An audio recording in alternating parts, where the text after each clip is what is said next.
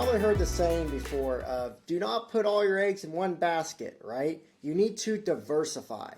Well, today we're going to prove that point right, and we're going to show you the impact of having a diversified portfolio versus just investing in individual stocks. And we're going to let history be our guide here today to show us the impact of that. So we've got a fun chart here that we're going to talk through. So on this chart here, you're going to see up here the IFA index portfolios and IFA indexes. So if you know me, I love this website. It's called IFA.com. And if you're a nerd like me, it's going to explain to you, IFA is basically just a diversified portfolio that is going to be invested in all different types of funds. So the 100 right here is the one that we typically utilize because that's 100% equities. That's going to show us if we just invest in stocks in a diversified portfolio, what are we expected to get from a return standpoint and how much risk is that going to be? And so the other ones are saying that if we have a 60-40 portfolio, so 60% in equity, 40% in fixed income. We're not going to get into it today, but we typically don't recommend fixed income type investments. We're just not the biggest fan personally.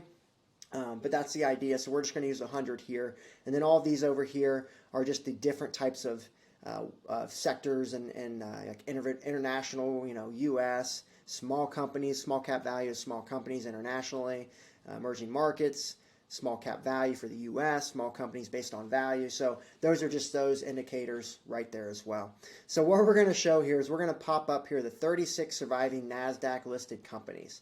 And so these are the 36 companies that have been in existence over the last 47 years is what this chart's showing here. So if we do that, you're going to see all of the investments pop up here. So I want to pull them back for a second to explain this chart. So on the left-hand side, you're saying the annualized return. That's how much you have to return per year on average. Okay. So if you had $100,000 and your money went up 12%, okay, you're going to have $112,000 at the end of that year. Okay. So that's what that's showing. On the bottom is showing the annualized standard deviation. So what standard deviation means simply is risk.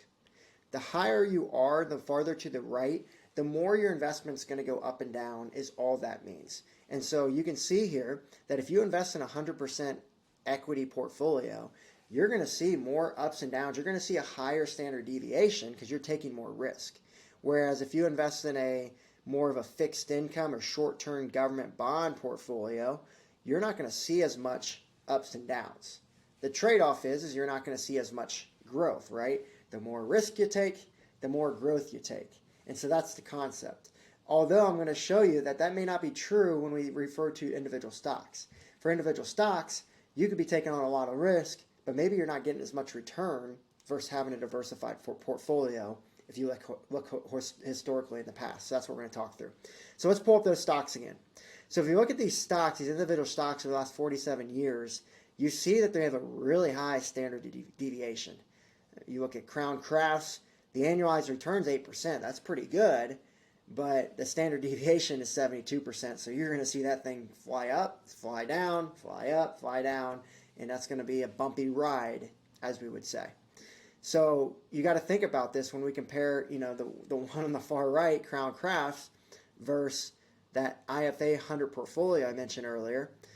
IFA portfolio has a higher return, and it has about a third of the ups and downs that you're seeing, even less than a third, than you're seeing in the Crown Crafts. So what investment would we invest in if we knew this was going to be the case? Well, obviously the IFA 100, because we're not going to freak out when the market's down, and then we're going to see a higher return in the future. So that's how this chart works to show you that example. So if you look at it, there's none of these 36 individual stocks we're showing here, none of them have a higher return from taking less risk than the IFA 100.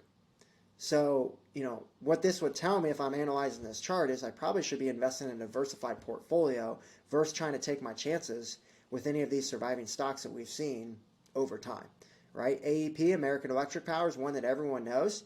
AEP's done really well over time. It's a 7.78%. That's pretty good. Standard deviation 18%. That's not too bad. But you can see it still underperformed the IFA 100, and you took more risk.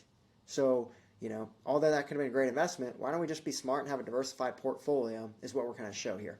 And then, you're just taking way too much risk is the idea.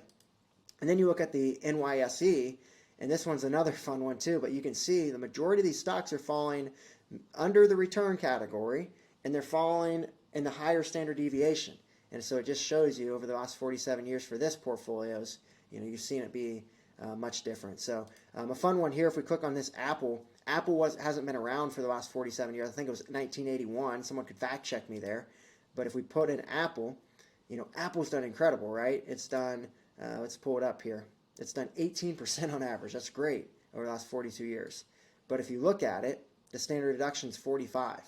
So if you've been following Apple stock all those years, you've seen the ups and downs. So although over time that's been the best investment because it's returned higher, would you have been able to go through all those ups and downs when you're thinking, oh shoot, Apple may be on the brink of collapse here, right? So again, that's why we recommend, hey, if you want to own some Apple, go for it, but we're not going to put all of our money in Apple. We need to make sure we've got a lower risk for our life savings, our retirement dollars for the future. So hopefully this helps. We get a lot of people that come to us like, they want to be stock pickers. And I don't agree with that concept. I mean, yeah, you may win a little bit here and there. I play around with a handful of stocks. When I see it go down quite a bit, I'll buy it. And, I do good here and there, but, no one knows what the stock's going to do, right? I mean, no one knows how to time the market. If you look back 40 years, I always say this, but the investments that have done really well, or the investments that were the best back 40 years ago, they may not be the best anymore. So we don't really know what's going to happen over 20, 30 years. That's a long time to just say, hey, I'm going to pick these investments and I know they're going to do well. And then the other question is, do you have the time to really go in and out of all these stocks? And do you have enough expertise to really do that? And so, again, what we recommend is let's just be smart here. The IFA portfolio is typically a really good option. Well-diversified portfolio is what we're trying to point out here. So hopefully that helps you there. And another fun one for those people who are nerds like me and enjoy these analytical videos. So put in the comments there what you think, and we'll be putting more videos out like this in the future if you guys like it. So have a great one.